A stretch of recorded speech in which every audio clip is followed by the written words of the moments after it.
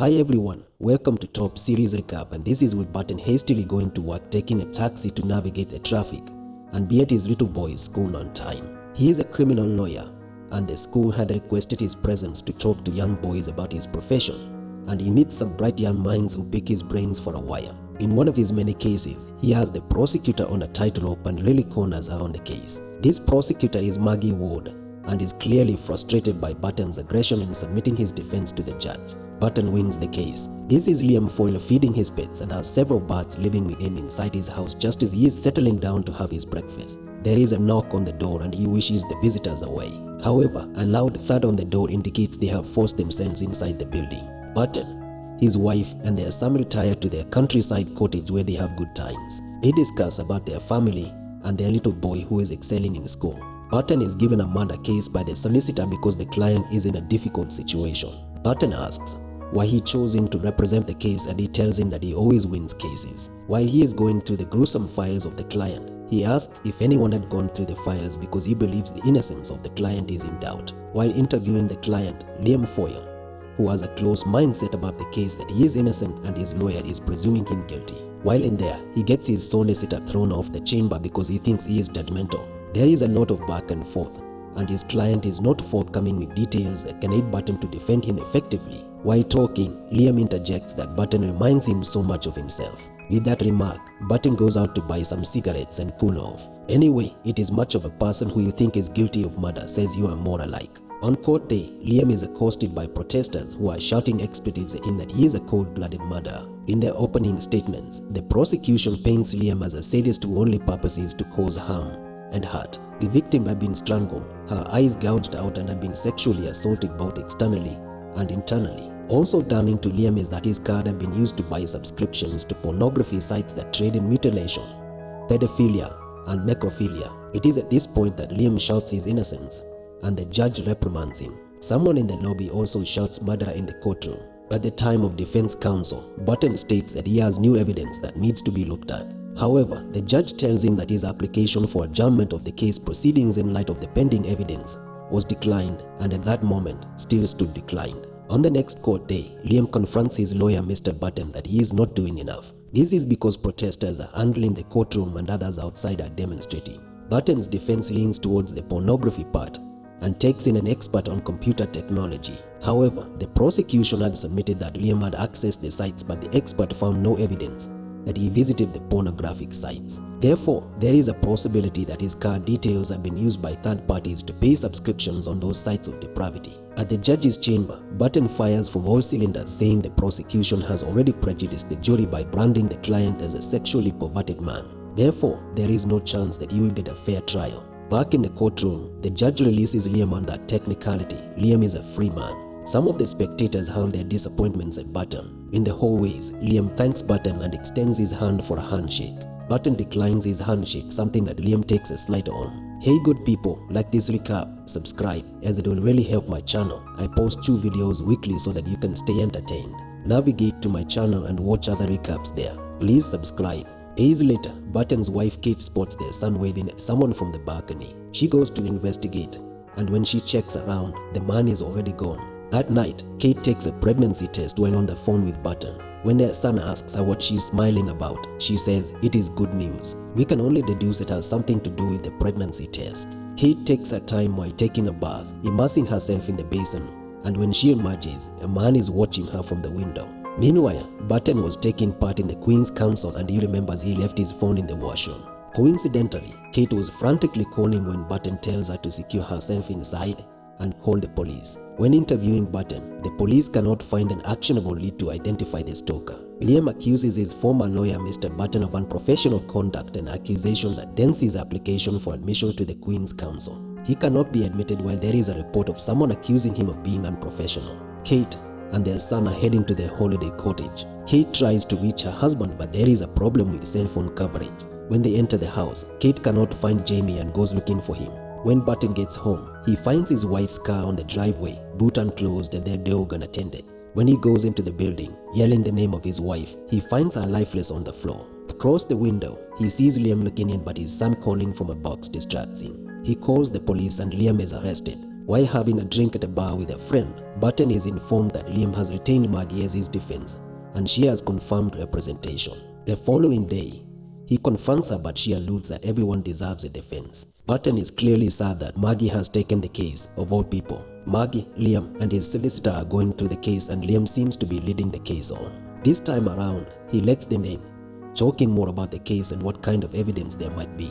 The case hangs on Mr. Burton as an eyewitness, with no evidence to back up claims and no DNA evidence to put him in the cottage. To reel in Maggie, Liam asserts that they went to the same university campus while he was studying technology. Will is not supposed to contact his colleagues while the case is ongoing, but he has a mom with him. His friend tells him that size 12 footprints were found around the compound, but it will take long before forensics find the boot. Will is given the name of the person who confirms Liam's alibi and stalks her, following her to a storage facility where she keeps her stuff. Trevor Harris is the barrister assigned to prosecute the Kate Burton murder case. Since Burton is not allowed to get into contact with them, he uses his friend to get close to him. At the pleading session, the prosecution is ambushed with a bail plea which the judge grants. The alibi was the one who paid Liam's bail money, and her name is Miss Morris. She seems to have a crush on Liam and was the one who was taking care of his birds while he was away. Jamie gets out of school with his friend, and Liam is following them. Jamie cannot recognize him because he never got a closer look at the person who was in their house that fateful night. In the meantime, Burton is informed that Liam has been granted bail, and he is frantic. He tries to get hold of his son, but the little boy has already left school. However, he gets home safely, much to the relief of his dad. Burton, his friend, ambushes the prosecutor while having lunch. He is livid because such contacts are prohibited, and there is a possibility he can lose his license if discovered. However, Burton drops that Morris has a storage facility that was passed down from Liam just after their first case. Maggie gets a call from the solicitor that their client has called for a meeting. She is hesitant because it is late in the night for a work call. However, when he gets to the office, Liam has their call straight to voicemail, and Maggie leaves. Going home, Maggie is accosted by Burton, where he cautions her that she is playing into the hands of a murderer. He tells her that Liam killed the woman from the first case, but Maggie cuts him off. Maggie has wallowed in the shadows of Burton for a long time, and she thinks this will offer her a professional breakthrough. She tells him that it is her moment, and she will go on with the case. However, before she gets to her loft, she is informed that her friend helped pick up her trash that spooks her. She frightfully enters her house, and looks like Burton's cautionary words got into her. At the prosecution meeting, they find that there is no evidence that ties Liam in the house or anything on Kate's body. However, Harris comes in with evidence of the storage facility, which lifts eyebrows. One lawyer is particularly surprised by his sudden surge of intelligence. Liam and Miss Morris practice her alibi statement because the prosecution called her to confirm some statements on the case. Despite Liam being rough and hurting her, she finds it pleasurable in a way, and they snuggle. She promises to stick to her statement no matter what. Burton, his friend, and Harris meet again, but this time, the lawyer is on assignment to find out if Burton is engaging with the client. She does not see them together, but she sees Burton walking away, then the friend, and casually accosts Harris. If Harris' firm were to be choosed out from the case, her firm would take over. As they say, nothing personal, just business. It is cutthroat here. Meanwhile, Liam goes to Miss Morris's workplace and gives her flowers. They make out, something which maybe she might have longed for a long time. Anyway, it is not easy to put your neck on the line for just a random stranger. When Burton returns to the cottage to pack up, he finds that pregnancy test that his wife took before she died. It comes as a surprise. He is livid that no one told her that his wife was pregnant, and not even the coroner dared to tell him. Jamie tells him that he fought with the person and scratched his head. His first hiding position was not in the box, and he moved. Maggie is told that Liam's DNA profile was found in the cottage under the sink. Liam, when told of the DNA evidence, is hysterical, and by the time Maggie arrives at the chambers, he is uncontrollable. However, Maggie manages to tone down the temperatures in the room and tells Liam that the DNA will not be a problem. On court day, Mr. Burton is called to the stand. The prosecution's case hinges on his eyewitness account. They rest their submission with a few points. Maggie is cross-examining him, and she is well prepared for this moment, taking down the man who she has lived in the shadows for a long time. She deconstructs his eyewitness account based on his validity to recognize the intruder. She reveals in his own understanding of the law that there needs to be beyond reasonable doubt for a person to be convicted. At this period, Liam had accused him of unprofessional conduct, and therefore there is reason to believe in the trauma of seeing his wife he might have mistakenly imagined Liam. That his mind wants it to be Liam because he ruined his professional progress, and he might just be punitive.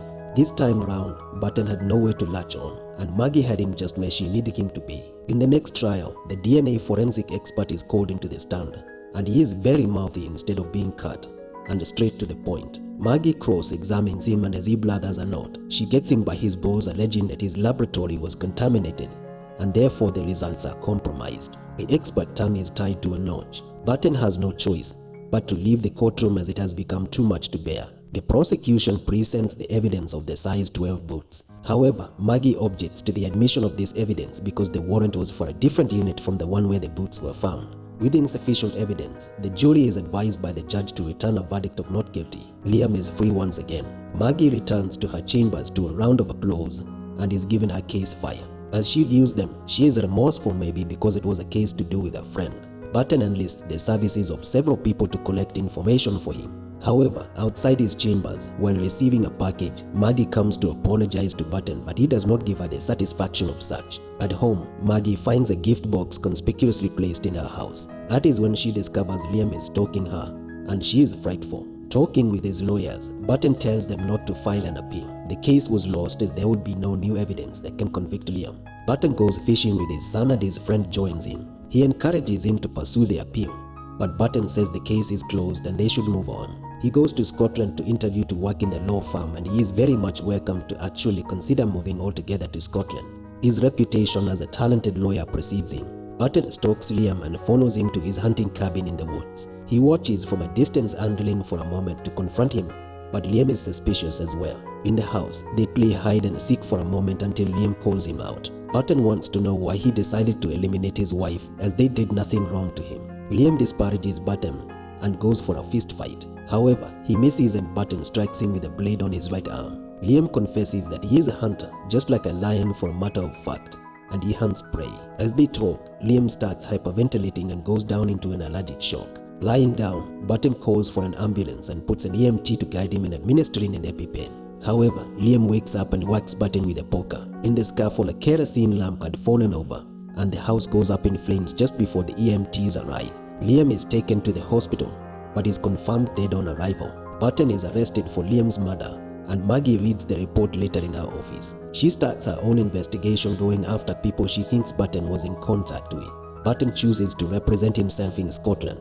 He refused help from colleagues but has trouble navigating through Scotland's courtroom procedures. He is prepared for the case, but the prosecutor is pushing some buttons that lead to nowhere. They are handling on the fact that Burton was the lead counsel on a case involving the victim, and therefore he might have had access to Liam's medical files, to which he would have known he is allergic to certain substances. He knew lacing his knife with an agent the victim was allergic to would cause anaphylactic shock. However, he states he can prove he never had access to his medical files. In his defense, he submits that he wanted a confession, and there is no way he could have been a murderer when he saved him from a burning house by carrying him out. In addition, he tried to revive him using the EpiPen, and his call to the EMT proves just that. Outside the courthouse, Maggie shows up and wants to talk to him about the case. This is what she thinks Burton did to eliminate Liam. Step 1. Find the target's Achilles heel, and this time, it was the medical history of the victim that he obtained by colluding with criminals. In Step 2, Burton switched the EpiPen and used one that was laced with agents that can cause an allergic reaction to the victim. However, she thinks she got Burton caught in his own lies with 3 points.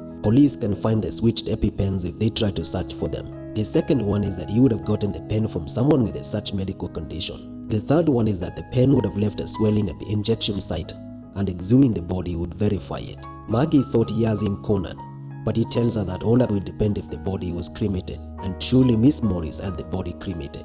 She was the only one at his funeral and can be seen holding an urn. When the jury returns, they give a no guilty verdict, to which Mr. Burton reacts with a sly smile. Maggie leaves the courtroom in haste, and we are not sure if she wanted to bury Burton or if she was guiding Burton to ensure he covered his tracks well. At Kate's memorial, the family is gathered and they light a sky lantern, and that is when we discover his mother has an allergic condition too. In all of this, Burton got away with murder. That's the end of this TV show, and it seems Liam thought he was the real deal in escaping murder, but Burton proved to be a master of it all.